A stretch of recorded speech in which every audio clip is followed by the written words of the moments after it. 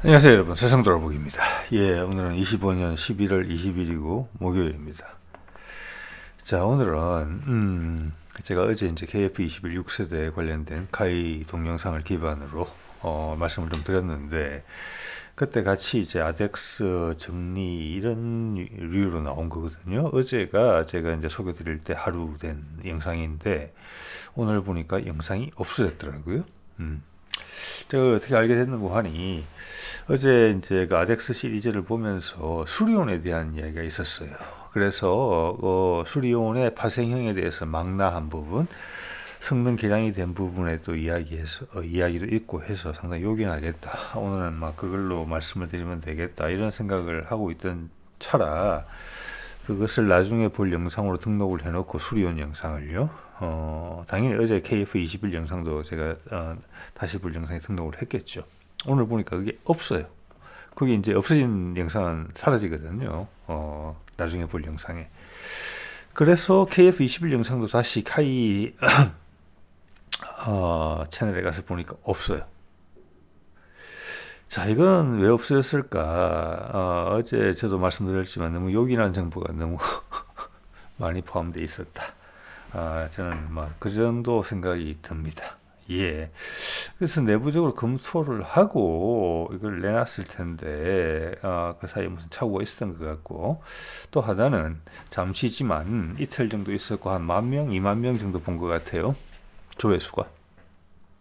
그 정보가 거짓이 아니다. 네. 자, 오늘은 거기 관련된 이야기를 조금 더 해보려고 해요. 예. 많은 걸 시사했었거든요. 그리고 이제 어제 수리온 제가 이제 하려고 했던 부분의 주요 내용도 예전에 제가 다룬 바가 있기 때문에 그 내용을 확인하는 차원이 있어서 그거 말씀도 좀 드릴까 합니다. 예. 자, 이 영상이거든요. 이런 거 한번 찾아보세요. 없어요. KF21 차세대 공동전투체계 2025년 아덱스. 이거랑 이제 수리온하고, 수리온도 2025 아덱스, 그쪽 수리온 그리고 어쩌고 저쩌고 있는데 이게 없어졌어요. 이틀 만에. 예, 어제 제가 소개드릴 때 하루였거든요. 이틀 만에 없어진 거예요. 네. 너무나 중요한 정보를 많이 안고 있었다. 뭐 이렇게밖에 해석이 안 되죠. 자, 그래서 지금 보이는 그림을 좀 더 면밀히 검토해 볼 수 있겠다라는 생각이 들어요. 예, 그 이야기 조금 이따 드릴게요. 자, 수리온 이야기를 먼저 해볼게요. 어제 그 수리온 영상 보기는 봤습니다만은 오늘 소개드리려고 보니까 없어졌다는 것입니다. 제가 짤막하게 보긴 봤지만 핵심적인 내용은 이거라고 보시면 돼요. 수리온이 사실은 똑같은 엔진을 쓰는 거잖아요. 블랙호크랑. 그런데 몇 년 전에 제가 어디더라? 계룡대, 거기서 뭐 육군 관련 행사에 가서 한번 구경을 한 적이 있는데, 육군 조종사들이, 헬기 조종사들이 이런 이야기를 하는 거예요. 옆에 이제 블랙호크도 있죠. 블랙호크는 뭐랄까, 대형 중형 헬기, 그리고 수리온은 그보다 한 단계 급이 낮다, 준준형. 왜 그러냐? 똑같은 엔진 쓰는데 이거는 급이 낮다. 그것은 뭐냐? 변속기 문제 때문에 그런 거잖아요. 자, 우리가 이제 수리온을 국산화하면서 원래는 프랑스제 엔진이었죠. 마력수는 지금 엔진이랑 비슷해요. 지금은 GE 엔진이고, 아파치에 들어가는 엔진이랑 똑같은 거고, 블랙호크에 들어가는 엔진이랑 똑같은 거거든요. 그럼 우리는 유지 보수 차원에서 같은 마력이니까 이걸 넣으면 되겠다라고 딱 넣었는데, 프랑스의 변속기하고 이제 궁합이 안 맞는 거죠. 그래서 진동과 소음이 발생하는 겁니다. 쉽게 말해서 RPM을 올리면, 옛날에는 부드럽게 올라갔는데 이제는 비행기에 문제가 생길 것 같이 시끄러운 거죠. 진동이 생기고. 그래서 최고 RPM을 못 쓰는 겁니다. 그러니까 출력이 떨어지는 거죠. 그러니까 조종사들이 그러니까 탑재 중량이라면서 차이가 나겠죠. 그러니까 최대 이륙 중량, 헬기는 그게 상당히 중요하거든요. 비행기도 그렇고. 거기에 사람을 몇 명이나 실을 수 있느냐, 무장을 얼마나 할 수 있느냐, 이거랑 이제 상관이 있는 것이고, 출력이랑 또 상관이 있는 거거든요. 그래서 급이 낮다. 그건 변속기 문제였다. 그리고 변속기를 이태리 업체랑 제휴를 해서 국산화를 하고 있었다. 그래서 국산화가 됐다는 발표도 나왔다. 그게 핵심이에요. 자, 이제는 블랙호크랑 똑같은 능력을 내는 급이 올라간 헬기가 된 거예요. 자, 그런 이야기를 주로 했는데, 핵심이에요. 그게 성능, 즉 최대 이륙 중량이 증가했다. 왜? 변속기를 국산화해서 변속기 부조화를 없앴다. 그래서 최고 RPM을 뽑았을 수 있게 됐다. 자, 그 과정에서 우리는 변속기를 헬기 전체 값의 20% 정도를 변속기가 차지한다고 그래요. 그리고 또 20%를 아마 엔진이 차지할 거예요. 예. 그래서 우리 차세대 기동 헬기나 국산화하려고 하잖아요. 거기에 들어가는 변속기를 이제 우리 힘으로 개발할 수 있게 됐다. 세상에서 그 헬기용 변속기를 국산화하는 나라가 별로 없어요. 예. 자, 그래서 이거 이제 그것을 정비용으로 보여드릴 수 있는 게 예전에 소개드린 겁니다. 2023년에 경남 소방본부에서 수리용 기반의 소방 헬기를 도입했을 때 이 소방관이 뭐라고 소개하는지 보십시오. 화재 진압 시에 물을 2톤 정도 담을 수 있다. 2톤이 2톤. 그런데 작년이죠. 보면 2027년에 도입 예정으로 강원소방본부가 예약을 한 거예요. 24년에. 그죠? 그런데 첫 3톤을 담수할 수 있는 수리용 소방 헬기가 된 거예요. 좀 전에 2톤에서 3톤이 된 거예요. 50%가 늘었어요. 이렇게 되면서 블랙호크랑 똑같아진 거거든요. 즉, 이 말은 뭐냐? 그 프랑스 변속기하고 미제 GE 엔진하고의 부조화 때문에 우리 애가 출력의 한 3분의 1 이상을 못 쓰고 있었다. 이것을 알 수 있어요. 자, 이렇게 되면서 그때 제가 이제 아덱스에서 들은 바대로 되고 있는 것 같아요. 해병대용으로서는 해병대 마린원 공격 헬기는 처음부터 바로 개선된 국산화된 변속기가 들어간다. 자, 그런 무장을 많이 달고 철갑판도 많이 달아야 되기 때문에 중량 증가 요소가 많은 헬기예요. 자, 거기도 무조건 들어가고 또 기존의 육군용 헬기는 다시 한번 정비 기간이 돌아야 하면은 변속기를 바꾼다. 하지만 지난번 해병대는 불상사가 있었잖아요. 그 정비 기간과 무관하게 해병대 헬기는 바로 바꾼다. 변속기가 국산화되면 됐을 거라고 봅니다. 예. 그래서 요렇게 하면서 이제는 이제 중형 헬기급 이상이 되고 우리가 이것을 마린원으로도 쓰고 또 어디로 쓰고 있느냐? 지금 그걸 쓰고 있죠. 해군에서 기뢰 제거하는 용으로. 예. 소해라고 그러죠. 소해 헬기를 개발하고 있거든요. 그 용도로도 쓸 수 있고, 그 소해 헬기 개발하는 거 보면은 그 다음 단계는 뭐냐면은 호위함이나 구축함에 들어가는 대잠 헬기가 돼요. 운영 방식이 비슷하거든요. 그래서 이제 아마 대잠 헬기라는 부분은 좀 노하우가 좀 필요한 부분이다.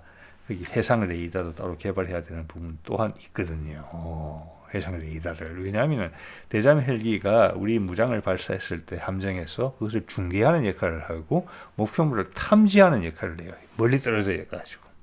왜냐하면 수상함의 A사 레이더, 뭐 소위 우리 충남함이나 향후 KDDX에서 되게 좋다고 하지만 수상에 있는 것들은 뭐랄까 수면에 지구의 공면 때문에 공면 뒤에 숨으면 안 보여요. 공중 목표물은 뭐 500km, 600km 그 이상 볼 수 있다고 하지만 해상 수면으로 날아오는 적은 상당히 제한이 있어요. 30km 정도 넘으면 안 보여요. 아무리 마스터 꼭대기에 레이더를 달더라도.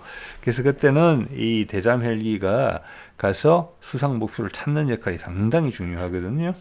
그래서 A사 방식의 지금 이제 우리 블랙호크의 시호크라고 그러죠. 그거 기반으로 계속 사오고 있는데 그거 되게 비싸요. 1,000억이 넘어야 한대. 예. 그거에 필요한 이제 수상 전용 A사 레이더 이런 것들의 기술적 장벽이 좀 있기 때문에 일단은 소해 헬기로 시작한다고 보고 우리가 지금 호위함하고 KDDX 이런 것을 계속 구축할 것이고 또 기존의 호위함에 있는 대잠 헬기도 교체 수요가 곧 발생할 것이기 때문에 대잠 헬기의 국산화를 목표에 두고 있다. 예.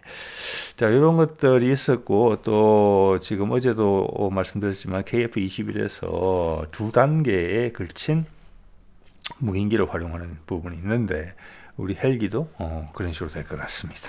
보니까 뭐 예상했던 바죠.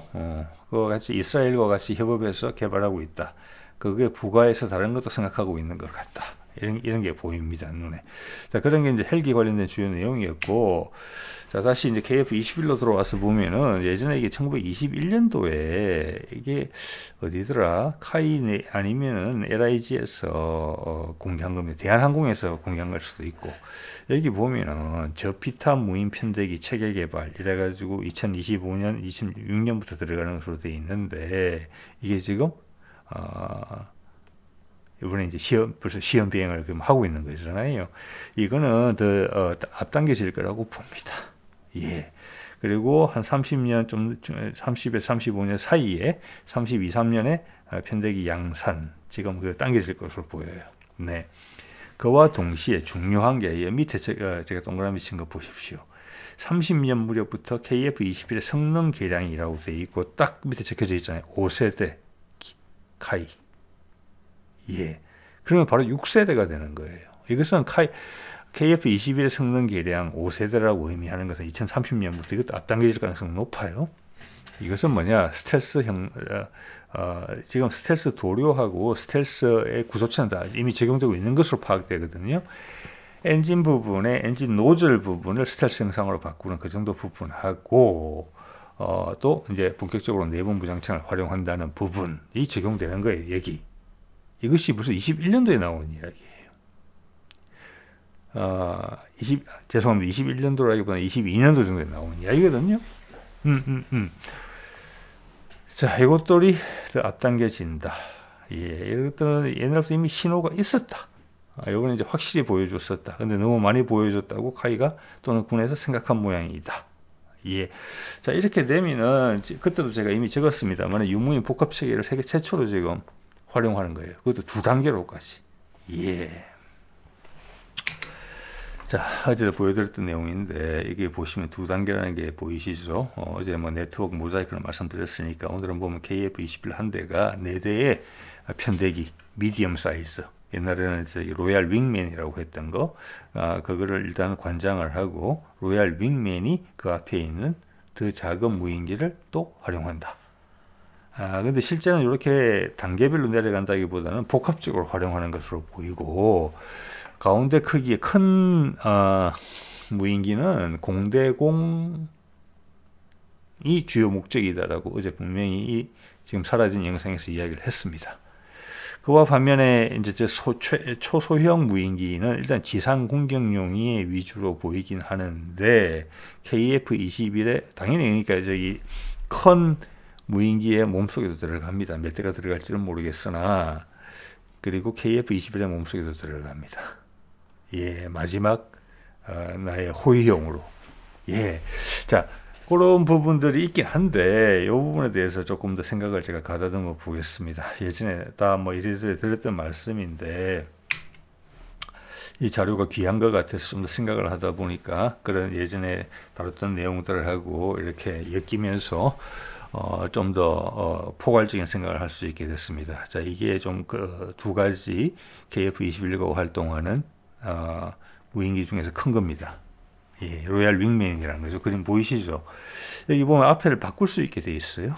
바꿀 수 있게. 그래서 어제 영상에서 MUCCA라고 표현이 되는데 M은 미디엄이라는 뜻입니다. 예.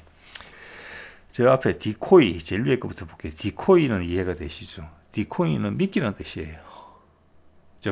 이것은 저게 지대공 미사일, 공대공 전용이라는 걸 여러분 염두에 두셔야 돼요. 이것은 내가 공대공용으로 공격을 하거나 방어를 하는 용도로 쓴다는 거예요. 그래서 유인기인 KF-21을 지킨다는 거거든요. 디코이라는 것은 저게 지대공 미사일이 날라왔을 때 또는 공대공 미사일이 나한테 접근을 했을 때 이 디코이는 레이더 반사 면적을 일부러 많이 레이더 반사를 잘 함으로써 이제 여기서 활용될 KF-21은 당연히 5세대 기체가 되겠지요. 레이더 반사 면적이 상당히 작은 그래서 나 여기 있어 나를 따라오라라고 행동을 하는 즉 자폭이라기보다는 자기 몸을 던져서 유인기를 방어하는 그런 역할이 디코이 이해가 충분히 하실 만하죠. 그 다음 EOTS가 있거든요. EOTS는 일반적으로는 이제 지금은 타겟팅 포드에 많이 들어가 있죠. 전투기 타겟팅 푸드, 즉 지상의 목표물을 조준하는 용도로 쓰는 거예요. EOTS가. 자, 이거는 이제 일렉트로 옵티컬이거든요. 타겟팅인데, 그러니까 이것은 이제 가시광선이나 적외선을 이용해서 컴컴할 때도 지상에 있는 목표물을 찾는 용도예요. 예. 그래서 일렉트로 옵티컬 타겟팅 시스템으로 제가 이해가 되는데, 그런데 이걸 공중전 전용으로 쓴다? 이게 무슨 말일까? 예, 카이가 이것이 허언이 아니라면은 저는 이렇게 이해가 되는 거예요. EOTS는 보통은 공격용으로서 지상의 목표물을 잡을 때 쓰는 거예요.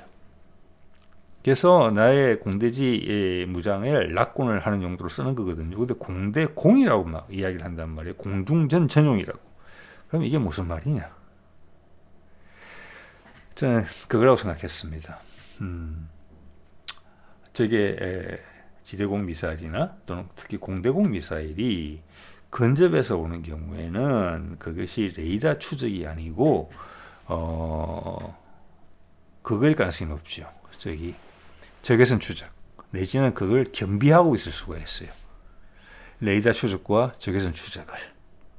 자, 특히 스텔스기니까 더더욱 그래요. 그 두 개를 겸비하고 있다고 봤을 때 이것은 우리가 이제 국산화하고 있는 미티어 같은 경우도 듀얼 시크가 두 가지 형태의 탐색기가 들어갈 가능성이 있다는 것도 의미하는 거예요. 이게 앞으로의 추세라는 거예요. 전부 다 왜냐하면 전투기들이 스텔스를 가지게 되면. 그리고 또한 저게 이제 지대공 미사일이나 공대공 미사일도 스텔스 생산을 띄기 때문에 레이더로 포착이 너무 늦게 될 수도 있다. 레이더 워닝, 미사일 워닝 이런 게 다 있잖아요. 그래서 이것은 가시광선이나 적외선을 통해서 상대방 미사일을 잡는 용도다. 그래서 기존 KF-21이 가지고 여기는 보면 레이더가 없잖아요. 레이더가. 자, 이것은 뭐냐? KF-21 레이더가 훌륭하고 이들 MUCCA는 KF-21과 거리가 많이 떨어져 있지 않다. 그들의 레이더에 필요한 역할은 KF-21이 다 제공한다. 그 제공하는 역할에는 전자전 능력도 있는 거거든요. 그래서 얘들은 KF-21 몸통에 가까이 있다. 그래서 EOTS랑 KF-21에 있는 전자전 능력이랑 결부가 되는 것이다. 즉, 저게 지대공 미사일이나 공대공 미사일이 날아왔을 때 KF-21 본체에서는 전자전 대응을 해주고 EOTS 같은 경우는 그것을 시각적으로 상대방의 스텔스성이 뛰어날 수가 있기 때문에 상대방의 미사일의 위치를 정확하게 파악하는 그런 용도로 쓰는 게 아닌가. 지상전용이 아니면. 자, 저렇게 되면 저기에 대응을 해서 우리의 어떤 공대공 미사일을 발사한다든지 이런 어떤 대응책이 가능해진다. 이렇게 생각을 추론을 해보게 됩니다. 그 다음 IRST 부분이 있는데 IRST는 기본적으로는 열추적이죠. 그 EOTS에 들어가는 것보다 훨씬 정밀한 것이라고 보시면 될 것 같아요. 적외선 탐지가. 그래서 이것은 상대방 스텔스기를 찾는 용도로 많이 쓰인다. 지금 그런 게 얼핏 정보가 있지만 되게 체계적인 정보는 제공이 안 되고 있어요. 근데 제가 이것이 공대공 전용이라고 봤을 때 이것은 상대방 스텔스기를 포착하는 용도로 쓰이는 것이다. 내지는 우리 미사일을 유도하는 용도로 쓰이는 것이다. 라고 감히 짐작을 해봅니다. 네. 자, 그 IRST를 어떻게 쓸 것이냐, 제 과학 상식을 최대한 끌어올려서 한번 추론을 해보겠습니다. 우리가 기존에 이제 레이더, 뭐 S밴드나 X밴드 레이더 정도 되면은 그 레이더 하나 가지고 저게 날라오는 저기 미사일이나 적기의 위치하고 속도, 방향 이게 다 잡히거든요. 그죠? 그러면 미래 위치를 예측이 가능해져요. 그러면 그것은 미사일을 유도하는 데 있어서 핵심적인 부분이거든요. 속도하고 방향까지 같이 알아야 되니까. 현재 위치뿐만 아니라, 자, 그런 상황에서, 그런 레이더가 기본적으로 그런 역할을 할 수 있는 것은 도플러 효과를 최대한 활용하는 것으로 제가 이해가 돼요. 도플러 효과라는 것은 이런 것입니다. 나는 이 위치에 가만히 있는데, 저쪽에서 시끄러운 오토바이가 쫙 다가오면서 내 앞으로 지나가요. 그러면 소리가 쫑 커졌다가 내 정면에 있을 때 가장 소리가 큽니다. 그죠? 그리고 멀어지면 소리가 작아져요. 자, 그게 어디서 어디로 가는지, 소리가 얼마나 빨리 증가해서 빨리 감소되는지, 이거를 복합적으로 계산을 하게 되면은 달려오는 오토바이가 어느 방향에서 오고 있는지, 그의 속도는 어느 쪽인지, 그죠? 그리고 어느 방향으로 나가고 있는지, 그것을 파악할 수 있거든요. 예. 그것은 기본적으로 그 소리가 음파라는 파동이기 때문에 그런 거거든요. 파동. 빛도 파동이잖아요. 그래서 파동적인 그 도플러 효과를 최대한 활용하면은 우리가 레이더 반사파가 오는 것도를 파악해서 상대방의 아까 세 가지 점을 파악한다는 겁니다. 위치, 방향, 속도를. 그런데 여기서 문제는 뭐냐면 IRST 같은 경우는 많은 경우에 스텔스기를 이게도 이야기를 해주고 있잖아요. 레이더보다는 더 먼 거리에서 스텔스기를 포착할 수 있다. 열을 가지고 포착을 하면 이게 딱 신호를 주는 거예요. 레이더로서 더 쉽게 포착할 수 있으면은 이 MUCCA 앞에 레이더를 장착한 버전이 들어가야 돼요. KF-21 상대할 적은 기본적으로 스텔스성을 다 보유한 기종일 거잖아요. 근데 IRST를 넣었다니까요. KF-21 몸통에도 IRST가 붙어 있는데 이것은 뭐냐? 열이잖아요. 열은 파동은 아니에요. 이게 핵심입니다. 소리는 음파, 파동, 빛도 파동이에요. 그럼 도플러 효과를 충분히 활용해서 나는 센서 하나만 가지고도 시간의 추이에 따라서 그들이 어떻게 변하는지를 활용하면서 그들의 세 가지 정보, 위치, 속도, 방향을 알 수 있지만 파동이 아닌 이런 열인 경우에는 내가 레이더보다는 멀리서도 파악할 수 있는 그런 이점이 있지만 도플러 효과가 발생이 안 해요. 그래서 위치를 정확하게 몰라요. 온다는 건 알겠는데 어디 있다는 건 알겠는데 향후 어디로 갈지는 몰라요. 즉 속도나 방향을 몰라요. 그러면 내가 공격을 할 수가 없어요. 미사일을 유도를 할 수가 없어요. 맞죠? 미사일이 자기의 스스로의 시크가 발동될 때까지 상당히 앞에까지 유도를 해줘야 되잖아요. 더 강력한 레이더를 가지고 본체. 그래서 이 IRST는 혼자서 작동하는 게 아닙니다. 자, 아까도 봤었지만 이거는 KF-21과 멀리 떨어지지 않은 상태에서 활동을 하는 것으로 보인단 말이에요. 즉 이렇게 되면은 삼각 측량 방법으로 상대방의 위치, 방향, 속도를 체크하는 수밖에 없어요. 이것은 파동이 아니기 때문에. 그러면은 여기서 IRST를 장착한 게 한 개가 더 있을 수도 있다고 저는 감히 생각을 해봅니다. 그러면은 무인기에서 IRST가 2개, 그리고 KF-21에 IRST가 1개 있잖아요. 그럼 그 3개를 동원해서 상대방을 포착하게 되면은 레이더를 포착할 수 없는 거리에 있는 스텔스기. 그러면은 저게 위치가 정확하게 나온다. 그러면 유도를 할 수 있다. 이것은 공격적인 면에서 반드시 필요한 부분이다. 상대방 스텔스기의 우위를 표할 수 있는 부분이다. 다른 똑같은 조건이라고 봤을 때 우리는 저걸 훨씬 먼저 파악할 수 있다. 상대방 스텔스기를. 그들은 우리 위치를 모르는 상태에서. 이건 여러 점의 포인트가 필요하다. 아니면 그들의 유인기 편대를 여러 개 가지고 오는 거랑 마찬가지다. 그게 필요하다. 우리는 유인기 한 대밖에 안 되는데. 자, 이런 점이 이제 파악이 돼요. 보면은 이제 요새 스텔스기 이제 포착하는 거에 보면은 뭐 VHS는 뭐라고 할까, 되게 파장이 긴 것들을 쓰는 경우도 있거든요. 그런 게 연구 개발 단계에서 보여요. 그래서 그것도 보면은 이제 그것도 파장이긴 하지만 그것은 파동이긴 하지만 파장이 너무 길기 때문에 한 개 가지고는 정확하게 파악이 안 돼요. 그래서 지금 이스라엘 같은 데서 개발한 거 보면은 찝차에다가 그런 레이더를 싣고 한 삼각 포인트 정도에 놔둬요. 이렇게. 심지어 무인으로도 돼요. 근데 그 위로 이제 스텔스기가 싹 날라오면은 그거 갖고 잡는다는 거예요. 왜? 장파장에는 다 잡히거든요. 네, 지금 스텔스기가 스텔스 역할을 하는 것은 X밴드랑 S밴드 정도까지 밖에 안 돼요. 근데 그게 그거보다 더 파장이 긴 걸로 넘어간다? 그럼 다 잡혀요. 근데 그러면 레이더 한 대 갖고는 정확하게 알기가 어렵단 말이에요. 레이더도 고급 레이더 안 써도 돼요. 파장이 길기 때문에 나의 파워가 약해도 멀리게 다 볼 수 있어요. 그러면은 레이더를 복수로 놔둔다.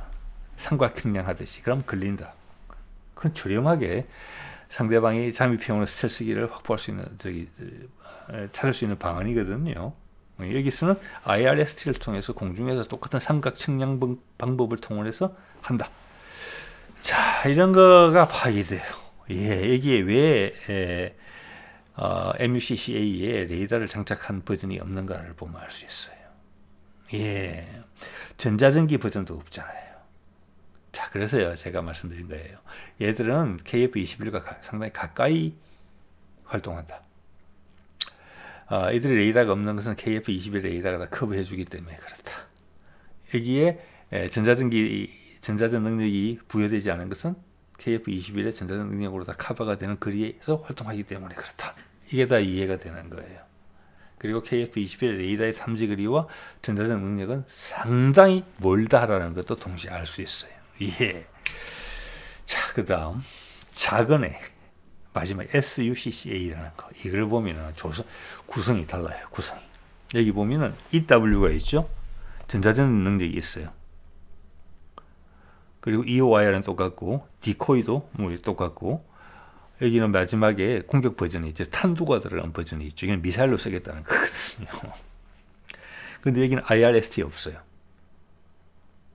자, 감이 잡히시죠? 네네. 자, 이것은 KF-21 모기에서 상당히 멀리 떨어진 상황에서 사용하는 기체다. 즉, KF-21의 전자전 성능이 충분히 도달하지 못하는 거리에서 쓰는 거다. 얘들은 그래서 지상 공격 목표일 가능성이 상당히 높다는 생각도 들어요. 예.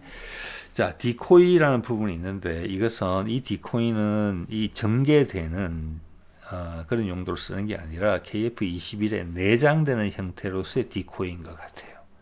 아까 MUCCA에도 디코이가 있었어요. 즉 디코이가 두 개로 세팅되는 것 같아요. MUCCA 같은 경우는 KF-21 주변에 있죠, 가까이. 근데 그걸 만약 적의 대공 미사일이 또는 공대공 미사일이 돌파해서 들어온다. 그러면은 KF-21의 내부에 저장된 SUCCA가 하나 더의 방어막을 제공한다. 그런 용도로 디코이가 아닌가라는 생각이 들고, 또 다르게 쓰자면 이 디코이라 그러면은 내가 KF-21보다 훨씬 많은 열을 발산하고 또는 레이더 팔레트를 많이 뿜어내는 거죠. 예. 자, 이것은 물론 공격할 때도 활용될 수 있다고 보긴 봅니다. 예, 그 정도 말씀드리면 제가 어떤 취지로 말씀드리는지 하실 거예요. 자, 여기서 EOIR 같은 경우는 이 스트라이커 버전에 활용하기 위해서 그런 거예요. 물론 그 정보는 KF-21 소용서도 보게 될 것입니다. 어떤 목표를 우선순위로 선정할 것인가. 즉, 지상 목표물을 탐색하는 용도로 쓰는 거죠. 이건 분명하게. 아까 MUCCA에 있는 것은 그것은 공대공 전용이기 때문에 거기 EOIR을 잠깐 말씀을 드렸습니다. 저기 지대공 미사일이나 공대공 미사일을 찾는 용도로 쓴다. 왜? 스텔스성이 강조되고 있기 때문에 요즘 레이더가 놓칠 수 있는 부분이 있다. 그럼 레이더랑 협업해서 KF-21 레이더 그리고 MUCCA의 EOIR이 결부돼서 판단을 한다. 이렇게 이 정도 해석이 됩니다. 자, 그러면은 KF-21을 우리가 얼마나 소중히 여기는지 그런 느낌이 아마 오실 겁니다. 예. 자, 저도 말씀드린 거죠. 이것이 그 제일 마지막에 들어가는 SUCCA라는 것입니다. 길이 3m이기 때문에 이거는 뭐 무조건 내부 무장창 안에 들어가고, MUCCA의 내부 무장창은 당연히 KF-21의 내부 무장창하고 길이는 무조건 같을 겁니다. 근데 내부의 폭과 깊이는 모르겠어요. 같지는 않을 거라고 봅니다. 왜냐면 기체 자체가 작으니까 출력도 떨어지고, 그래서 같은 무장을 넣을 수는 있으나 숫자는 적을 것이다.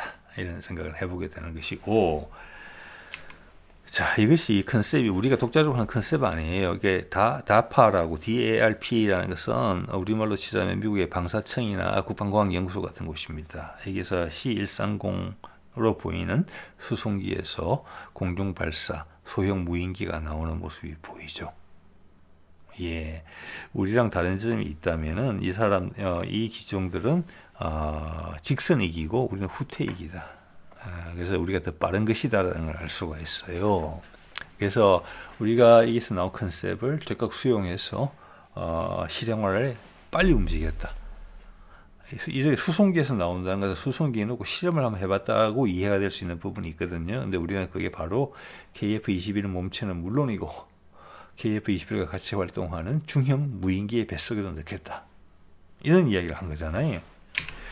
자, 여기 보면 안두릴이라고 미국에 있는 이제 방산업체 쪽에서 나온 거 보면은 여기 보면은 이제 제가 동그라미 쳐놓은 부분이 우리 오늘 주제인 그 SUCCA랑 비슷한 거거든요. 이게 뭐라고 되어 있습니까? 대량 생산이 가능한 연가 버전의 순항 미사일 여러 가지를 이제 생각을 했는데 이쪽에 보면은 뭐 타우루스급 같은 것도 있고 저 위에 보면은 뭐 지금 F-35 밑에 안에 들어가는 이제 중형 폭탄 같은 거 유도 가능한 그런 거의 싼 버전이다. 예, 그럼 우리는 아까 스트라이커 버전이 있었잖아요.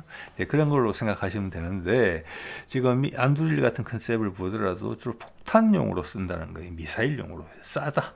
이게 강조되면서. 근데 우리는 벌써 이미 탄두 부분을 여러 기능을 가진 것으로 바꾸고 달면서 어떤 편대식으로 상대방 지상 공격을 할 수 있는 그리고 KF-21을 몸을 던져서 방어할 수 있는 이런 용도로 쓴다.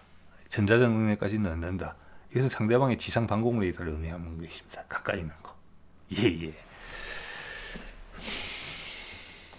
자, 그러면 이건 다분히 이제 스트레스성이 당연히 보장이 된다는 거고, 거기에 있는 디코이라고 된 부분은 당연히 KF-21 몸에 들어가는 것과 마찬가지로 상대방 지상 목표를 공격할 때도 내가 주공인 것처럼 상대방 지대공 방어 시스템에 비춰져서 나머지 진짜 실제 공격기들이 목표를 타격하는 어떤 공간을 만들어준다 이런 의미도 분명히 있다고 봅니다. 예, 추정이 가능한 거죠. 어떻게 이제 활용하는지에 대해서 이런 것은 누구도 뭐 이야기한 바가 없으니까요. 자, 이래 보면 이제 바라쿠다 250이라고 5세대 전투기 내부 무장창에 넣겠다라는 것은 약간은 미사일 개념이에요. 드론 미사일에다가 드론적인 성격을 좀 더 가미한 거다. 이렇게 보시면 될 것 같아요. 우리 기준으로 보면 좀 어중간하죠. 우리는 이걸 한참 뛰어넘었다는 거예요. 근데 미국이 이런 것을 뭐 F-35에 적용을 한다든지, 왜냐하면은 5세대 전투기가 기본적으로 필요한 거거든요. 이걸 하려면 내부 무장상에 들어가야 되는 거잖아요. 근데 지금 F-35는 엉망진창이잖아요. 그 다음 지금 6세대 전투기는 이제 개발 시작한다고 하는데, 우리는 F-30, KF-21을 개량하면 되는 거예요. 우리는 2030년대 초반 중반 되면 6세대가 될 거예요. 왜 나머지 지금 뭐라고 할까 무인기 시스템은 지금 쫙 준비가 되어 있잖아요. 예, 이거 이미 차이가 엄청나게 벌어진 겁니다. 예, 우리는 이미 경험을 계속 축적하고 있어요. 전 세계 최초로. 예. 자, 그때 이 말씀 드렸죠. 22년 5월에 초음속 소형 무인기 이제 이게 알게 된 거죠. 이게 뭔지 SUCCA 그리고 금년 마덱스에서 그림까지 공개됐죠. 앞서 보여드린 거 마이크로 가스터빈 엔진을 개발했다. 자, 우리가 보면은 이제 뭐 해성 같은 터보젯 기반의 함대함 미사일 같은 것도 가지고 있기 때문에 소형 가스터빈 엔진은 익숙해요. 그리고 초음속 또 극초음속까지 하기 때문에 램젯 기반, 스크램젯 기반 다 익숙합니다. 그러면 좀 전에 보신 그 길이 3m에 무게 200kg짜리 그 초음속 소형 무인기의 마이크로 가스터빈을 따로 개발한다? 기존에 있는 뭐 해성유의 가스터빈 엔진이 아니고 그것은 당연히 암속이죠. 이건 암속이 아니라는 겁니다. 초음속이라고 이야기했잖아요. 해성에 들어가는 그 미사일용 터보젯이 아니에요. 타우루스에 들어가는 그런 엔진도 아니에요. 맞죠? 이건 초음속이 돼야 된다는 거예요. 이것은 상대방의 대응 시간을 줄이겠다는 거예요. 지금 봐서는 지상 목표를 공격용으로 활용하는 거잖아요. 날아가는 상대방의 레이더에 포착되는 시간을 최소화하면서 디코이까지 만들겠다. 상대방 레이더와 지대공 시스템을 헷갈리게 할 정도로 접근 시간을 최대한 줄이겠다. 이런 거잖아요. 초음속이 돼야 된다는 거예요. 그 마이크로 가스터빈이 뭐냐? 이건 새롭게 개발한다는 거예요. 자, 2026년까지 48개월간 30억을, 24억을 투자해서 장착 추력이 1000N급의 미만 마이크로 가스터빈 엔진을 만드는데 이것이 길이 3m, 중량 200kg짜리를 초음속으로 올릴 수 있다. 1000N이면 100마력 정도예요. 그래서 이것을 제가 이제 예전에 그림인데 여러분 한번 생각해 보십시오. 이거 너무 이제 전문적일 수 있는데 이걸 보면 볼수록 제가 어떤 생각이 드는고 하니 이것이 복합 엔진이라는 생각이 들어요. 이제는 이걸 처음 봤을 때는 그런 생각을 미처 못했는데 그 왜 우리가 지금 극초음속 미사일을 시험 개발 성공하는 걸 보면서 그 생각이 들었어요. 그걸 소형화한 것이다. 여기 보면은 그걸 제가 그렇게 생각하는 이유는 여기 보면은 앞에 엔진 인테이크 부분에 이제 초음속 돌파할 때 생기는 그 충격파를 표현한 그림이 있어요. 그 다음에 마이크로 가스터빈이 있는데 작아요. 저거 가지고 초음속을 내지는 잘 못한다고 봅니다. 예. 그래서 이 말은 뭐냐면은 가스터빈 엔진을 활동하다가 속도가 그 다음에는 애프터 버너도 있어요. 애프터 버너가 있는데 초음속이 넘어가게 되면은 이게 램젯으로 전환이 된다. 그래서 1002 덕터라는 부분이 상당히 중요하다고 생각합니다. 1002란 말을 가스터빈에서 쓸 필요가 없거든요. 1002라는 것은 영어로 말하면 트랜지션인데 이것은 뭐냐?